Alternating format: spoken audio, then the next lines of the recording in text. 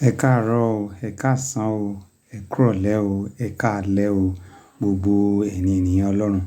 Níbi gbogbo tí ẹ lè ti máa wò wá káàkiri orígun mẹ́rẹ̀ẹ̀rin àgbáńlá ayé, a kí wa ní orúkọ Olúwa. Ẹ jẹ́ kí a gbàdúrà. Ní orúkọ Jésù, Ọlọ́run tó ní ayé àtọ̀run, a gbé ọ ga.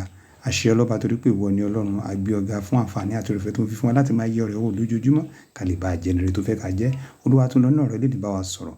Lópin gbogbo ká di alábùkún fún torí tá a gbàdúrà lórúkọ Jésù Kristi Olúwa wa. Àmín.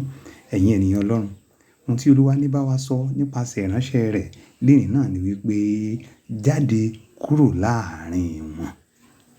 Jáde kúrò láàárín wọn. Ibo ni Olúwa ti ní kí o jáde? Ibo ni o wà? Ibo ni Olúwa ní kó jáde kúrò? Ẹ jẹ́ ká sáré wo episteli kejì ti Paul Àpọ́sítélì sí àwọn ará Kọ́ríńtì. Episteli kejì ti Paul Àpọ́sítélì sí àwọn ará Kọ́ríńtì orí ìkẹfà ẹsẹ̀ ìkẹtàdínlógún.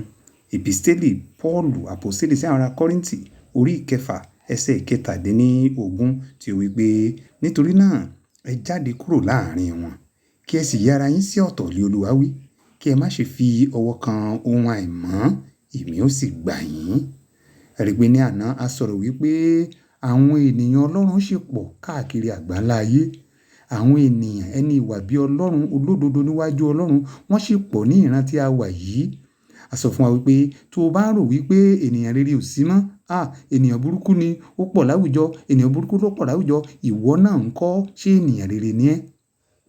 Nípa oore-ọ̀fẹ́ Ọlọ́run a dẹ̀ jẹ́ ká mọ̀ wípé irú ènìyàn tó o bá jẹ́ náà ni irú àwọn ènìyàn tí Ọlọ́run á máa darí sí ọ̀dọ̀ rẹ̀. Torí wípé bí òwe Yorùbá, irú ẹyẹ lẹ̀yẹ ń wọ́tọ̀, irú ẹni náà lèyàn máa rí. Olúwa ò lè fẹ́ kí àwọn ènìyàn tirẹ̀ kó rí ìdíbàjẹ́.